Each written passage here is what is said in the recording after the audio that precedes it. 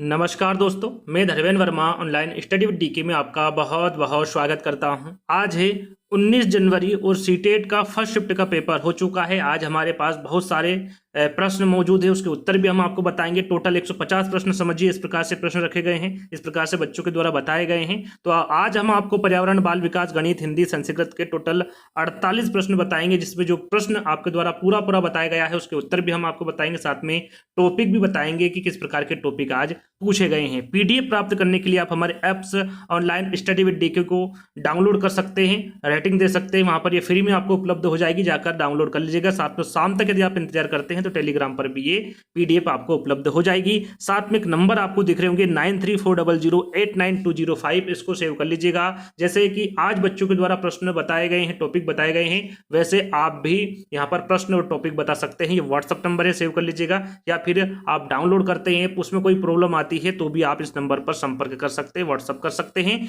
एक बार हम ऐप के बारे में आपको बता देते हैं। जैसे ही ऑनलाइन स्टडी विद डीके लिखेंगे, यहाँ पर एक ऐसा मोनो ओपन होगा, उसको डाउनलोड कर लीजिएगा। यहाँ पर रेटिंग दे दीजिएगा, फ्री पीडीएफ में जाएगा। जो पीडीएफ अभी हम आपको दे रहे हैं वो सभी आपको वहां पर फ्री में उपलब्ध हो जाएगी। यदि आप कुछ पैसा खर्च कर सकते हैं, मात्र 49 रुपये खर्च कर सकते हैं, तो आप यहाँ पर एक रामबाण पीडीएफ प्राप्त कर सकते हैं ईवीएस की, जिसमें आपको थ्योरी चित्र के माध्यम से समझाई गई है। 500 प्रश्न वहां पर है। जैसा कि प्रीवियस ईयर पेपर से भी प्रश्न पूछे जा रहे हैं, तो 2011 से लगाकर 2021 तक, यानी कि ऑफलाइन और ऑनलाइन जो दोनों एग्जाम हुई है, उनके 500 प्रश्न वहां पर उपलब्ध है। वहां पर उनको लगाइएगा। अच्छा, वहां पर आप वहां पर तैयारी कर सकते हैं। साथ में 6 और 7th की जो साइंस है वो भी हमने वहां पर इस पीडीएफ में डाली है, क्योंकि इस प्रकार के प्रश्न अभी जो हाल ही में पूछे जा रहे हैं तो वो भी वहां पर हमने अपलोड किया है, तो उसको भी पढ़ लीजिएगा। साथ में यहाँ पर 10 मॉक टेस्ट है, जिसमें 2 फ्री है, 8 पेड है ना। इसको भी आप परचेस कर सकते हैं 49 में। तो बेहतर तैयारी करने के लिए 2 पीडीएफ आपके लिए काफी हेल्पफुल है। यदि आपकी अभी एग्जाम बची है तो इनको दोनों को खरीद लीजिएगा, है ना। चलिए, प्रश्न की बात करें तो बहुत सारे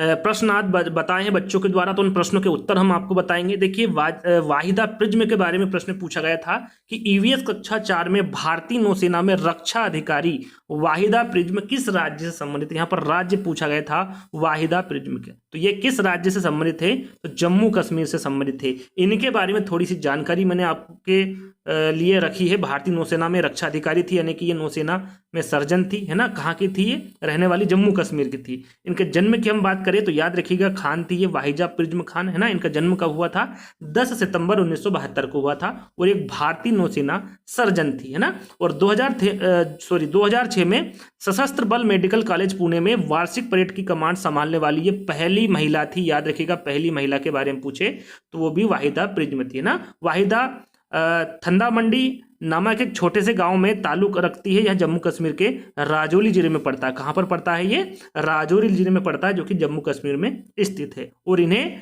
गर्ल गाइड के नाम से भी इन्हें जाना जाता है, या फिर इनको गर्ल गाइड भी कहा जाता था, है ना। वाहिदा को पिता ने, इनका नाम जो प्रिज्म है, इनके पिता के द्वारा नाम दिया गया था। यदि पूछा जाता है कि वाहिदा प्रिज्म को प्रिज्म नाम किसके द्वारा दिया गया, तो इनके पिता के द्वारा ही दिया गया था। एक और इनसे ही संबंधित प्रश्न पूछा गया था कि नेवी में परेड के दौरान प्लाटून कमांडर द्वारा कितने कमांड दिए जाते हैं। यहाँ पर कमांड की संख्या पूछी गई थी, तो परेड के दौरान कुल मिलाकर कितने कमांड देने होते हैं, 36 कमांड देने होते हैं। टोटल कितने होते हैं, 36। तो जिन्होंने 36 पर टिक किया है, आपका बिल्कुल सही आंसर होगा। चलिए, विश्व जल दिवस के बारे में पूछा गया था कि विश्व जल दिवस कब मनाया जाता है, तो ये तो सभी को पता होगा, सभी ने सही किया होगा।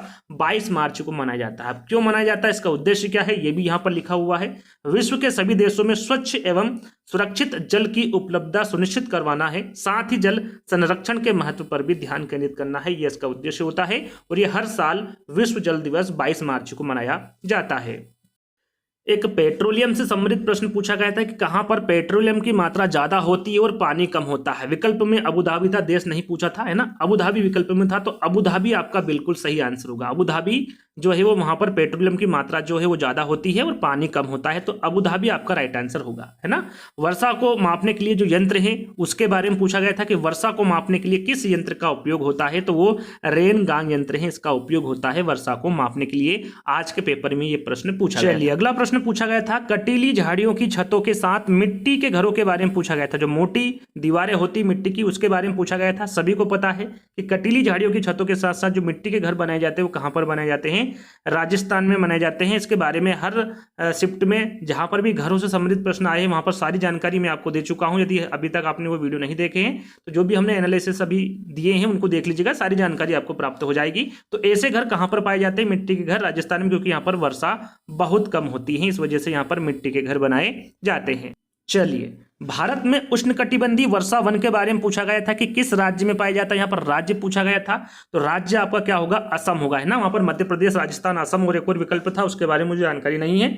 असम विकल्प में था, असम आपका बिल्कुल सही आंसर होगा। यदि क्षेत्र के बारे में पूछा जाता तो पश्चिम घाट आपका सही आंसर होगा, लेकिन राज्य पूछा गया था तो असम यहाँ पर बिल्कुल सही आंसर होगा। भारत में उष्णकटिबंधीय वर्षा वन पश्चिमी घाटों और असम में पाए जाते हैं। चलिए, देखिए, कमल के डंठल के बारे में पूछा गया था। अब किस प्रकार का प्रश्न था, थोड़ा सा मेरे अनुसार रखा गया कि कमल का डंठल का जो कार्य होता है वो क्या होता है ना। तो पौधों को मिट्टी से जोड़े रखने का काम करता है कमल का डंठल, है ना। और यदि बात करें कमल के फूल की पत्तियों की तो ये पानी की सतह पर तैरती रहती है, यानी कि तैरने का काम क्या करती है, कमल की फूल की पत्तियां करती है। और जो डंठल होता है या फिर जो तना होता है वो पौधे को मिट्टी से जोड़ने का कार्य करता है ना। तो यदि इस प्रकार का प्रश्न था तो आप विकल्प के कमेंट के माध्यम से बताइएगा। यदि आज आपका पेपर था, जो प्रश्न मैं यहाँ पर नहीं बता पा रहा हूँ उन प्रश्न के बारे में भी कमेंट्स के माध्यम से बताइएगा। उन सभी बच्चों से अनुरोध है जो वीडियो देख रहे हैं एक बार कमेंट से कुछ चेक कर लीजिएगा, ताकि जो बच्चे प्रश्न बता रहे हैं जो मैं नहीं बता पा रहा हूं या फिर जो टॉपिक बता रहे हैं जो मैं नहीं बता पा रहा हूं उनको भी कवर कर लीजिएगा, एक बार देख लीजिएगा, है ना। देखिए, बाघों की संख्या पूछी गई थी। अब किस प्रकार का प्रश्न था, शायद ऐसा था कि भारतीय बाघों की जो संख्या निरंतर कम हो रही है वो अभी वर्तमान में किस प्रकार उस पर प्रभाव पड़ेगा, इस प्रकार का संख्या कुछ पूछी गई थी। तो बाघों से संबंधित एक प्रश्न पूछा गया था, है ना। पोषण से संबंधित प्रश्न पूछा गया था, पोषण से एक प्रश्न पूछा गया था आपका। प्रकाश संश्लेषण से प्रश्न पूछा गया था। रेगिस्तान से एक प्रश्न पूछा गया था। पेडागोजी की हम बात करें तो एनसीएफ 2005 और एनईपी 2020 से तो डेली ही प्रश्न पूछे जा रहे हैं। 4 से 5 प्रश्न आज पूछे गए और ऑल पेपर में, है ना। यदि हम पेडागोजी की बात करें तो काफी सरल पूछी गई थी, ज्यादा कठिन नहीं पूछी गई थी। मॉडरेट आज का पेपर आप मान सकते हैं ना। काफी जो दिक्कत आई बच्चों को वीवीएस में आई थी 1-2 प्रश्न में, मुझे नहीं लगता कि उन प्रश्नों में भी दिक्कत आई होगी, क्योंकि जो प्रश्न पढ़ाए गए हैं उन प्रश्नों में से ही पूछा गया था, है ना। तो ऐसा कोई खास पेपर टफ नहीं था, मॉडरेट आप मान सकते हैं। इस प्रकार के प्रश्न पूछे जा रहे हैं और जो पेडागोजी है वो तो आपकी सरल आ रही, ज्यादा टफ नहीं आ रही है, इसको भी आप मॉडरेट मान सकते हैं ना। तो यहाँ पर दिशा से संबंधित प्रश्न भी पूछा गया था ईवीएस में। अब बात करते हैं हम बाल विकास की। देखिए, बाल विकास में जन से आज 3 प्रश्न पूछे गए थे, है ना। 3 प्रश्न जन से पूछे गए थे। वाइगोत्स्की के 2 प्रश्न पूछे गए थे। कोहलबर्ग के जो नैतिक विकास का सिद्धांत है उससे 2 प्रश्न पूछे गए थे।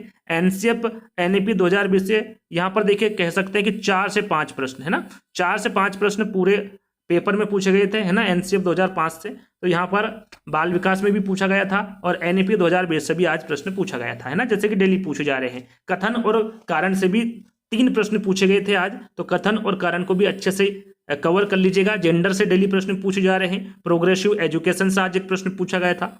ऑटिज्म से प्रश्न पूछा गया था। निपुण भारत से एक प्रश्न पूछा गया था, है ना। इनको अच्छे से कवर कर लीजिएगा। जो डेली टॉपिक पूछे जा रहे हैं इन पर हमने वीडियो भी बनाई है, यदि नहीं देखा है तो देख लीजिएगा, एक बार हमारे चैनल पर विजिट कर लीजिएगा, काफी आपको वीडियोस मिल जाएगी, है ना। गणित की हम बात करें, देखिए गणित की हम बात करें तो प्रथम 10 अभाज्य संख्याओं का औसत पूछा गया था। औसत तो आपको निकालना आता ही होगा। देखिए, सबसे पहले प्रथम 10 अभाज्य संख्या के बारे में यहाँ पर देखिए विकल्प मैंने मेरे अनुसार रखे हैं ना। यह नहीं है कि विकल्प आपको ऐसे ही मिले, लेकिन उत्तर वही होगा जो मैं आपको बताऊंगा ना। 13.1 होगा, 12.7, 12.9, 15.1, इसमें से आपको सही आंसर का चयन करना आप भी कर सकते थे। आपके आज एग्जाम नहीं हो तो पुश कर लीजिएगा, है ना। तो देखिए, मैं इसको हल करना आपको बता देता हूँ किस प्रकार से हल करेंगे। सबसे पहले प्रथम 10 अभाज्य संख्याओं को हम लिख लेंगे, जैसे कि 2, 3, 5, 7, 11, 13, 17, 19, 23, 29। अभाज्य संख्या किसे कहते हैं, जिसमें किसी का भी भाग नहीं जाती है, वो अभाज्य संख्या होती है ना। तो इनको सबसे पहले यदि हम औसत निकालना है तो हमें क्या करना होगा, इनको जोड़ना होगा और जितनी संख्या है उसका उसमें भाग देना होगा। तो 2, 3, 5, 7 यहाँ पर देख सकते हैं, है ना। इसका यदि हम औसत का जो सूत्र है वो क्या होगा आपका, परिमापों का योग और परिमापों की संख्या, है ना, परिणामों की संख्या। जैसे कि 10 अभाज्य संख्या उनको जोड़ लेंगे और इसमें किसका भाग दे देंगे, जितनी भी संख्या होगी। तो 1, 2, 3, 4, 5, 6, 7, 8, 9, 10 है ना। तो इनको यदि हम टोटल करेंगे तो कितना आएगा आपका, 129 आएगा। और संख्या कितनी, 10 है, तो 129 यहाँ पर देख लेते हैं 129 बटे क्या आएगा आपका नीचे 10 आएगा, है ना। 10 से यदि हम यहाँ पर भाग देंगे तो क्या आएगा आपका आंसर 12.9 और उत्तर आपका क्या आएगा 12.9 आएगा, है ना। यही आपका उत्तर होगा। चलिए अब 1 से 100 तक की अभाज्य संख्याओं के बारे में पूछा गया था, सहभाज्य संख्या नहीं, अभाज्य संख्या के बारे में पूछा गया था। 1 से 100 तक की अभाज्य संख्या कितनी है, 23 है, 24 है, 25 है या फिर 26 है।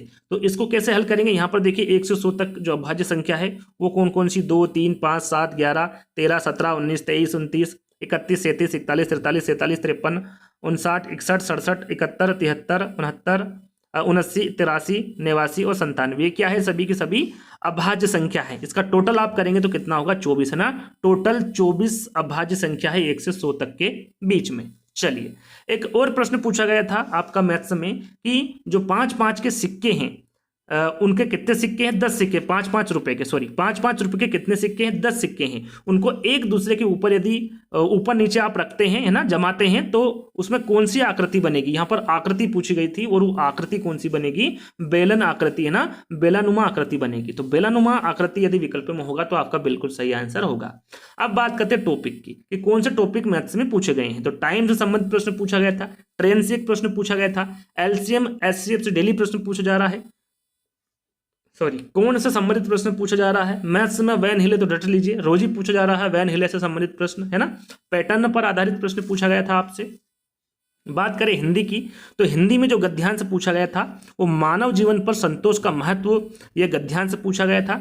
कविता की हम बात करें तो गांव की प्रकृति के ऊपर कविता पूछी गई थी और इससे संबंधित प्रश्न पूछे गए थे। इसमें समास भी पूछा गया था, समास से एक प्रश्न पूछा गया था।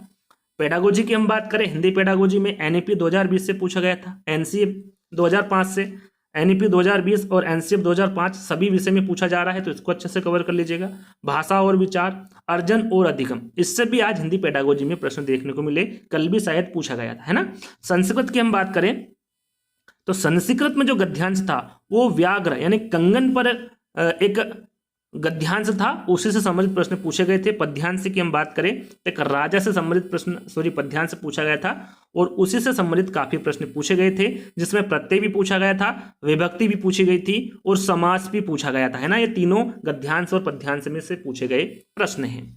और पेडागोजी की हम बात करें तो जिन प्याजे से संबंधित प्रश्न पूछा गया था, एनसीएफ 2005 से प्रश्न पूछा गया था, है ना। शायद टोटल 48 ही प्रश्न है ना। तो एनसीएफ 2005 से डेली प्रश्न पूछे जा रहे हैं, तो इसको अच्छे से कवर कर लीजिएगा। पेपर की हम बात करें तो पेपर का जो लेवल है वो मॉडरेट डाला, ज़्यादा कठिन भी नहीं आ रहा और ज़्यादा सरल भी नहीं आ रहा है, तो आपको घबराने की आवश्यकता नहीं है। देखिए 150 प्रश्न जो आपको दिए जा रहे हैं उसमें 2-4-5 प्रश्न ऐसे होते हैं जो आपको ऐसा लगे कि हमने कभी पढ़ा नहीं है या फिर हम इसको हल नहीं कर पा रहे हैं। तो इस प्रकार के 4-5 प्रश्न तो हर शिफ्ट में पूछे जाते हैं ना, ताकि आप 150 में से 150 अंक प्राप्त ना कर पाओ। इस वजह से इस प्रकार के प्रश्न रखने पड़ते हैं और रखते भी हैं।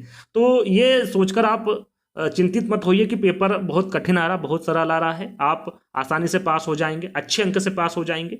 तो आज के जो प्रश्न थे वो सारे हमने आपको बता दिए हैं, है ना। साथ में हमने हमारे ऐप्स के बारे में आपको बता दिया है। तो ऐप्स के बारे में यदि आपको पता नहीं है तो आप कमेंट्स के माध्यम से पूछ सकते हैं। यदि आप परचेस करने में कोई प्रॉब्लम आ रही है तो आप कर सकते हैं। पीडीएफ प्राप्त करने में जो फ्री है उसमें कोई प्रॉब्लम आ रही है तो वो आप जो नंबर हमने बताए उस पर जानकारी प्राप्त कर सकते हैं। बहुत सारे बच्चे डाउनलोड तो कर लेते हैं लेकिन रेटिंग नहीं देते हैं ना। रेटिंग देना है आपको, है ना, चाहे आपको अच्छा लगे या फिर बुरा लगे, रेटिंग जरूर देना है, जिससे कि हमें पता तो चले कि जो हमने ऐप्स बनाया है वो कैसा है, जो प्रश्न हमने रखे हैं, जो आपको टॉपिक दिए हैं, जो जानकारी आपको हमने दी है वो कैसी लगी, ये आपके रेटिंग से ही हमें पता चलेगा, है ना। तो रेटिंग जरूर दीजिएगा। तो आज का वीडियो हम यहीं पर समाप्त करते हैं, जल्दी ही एक नई वीडियो के साथ मिलेंगे। जब तक के लिए धन्यवाद।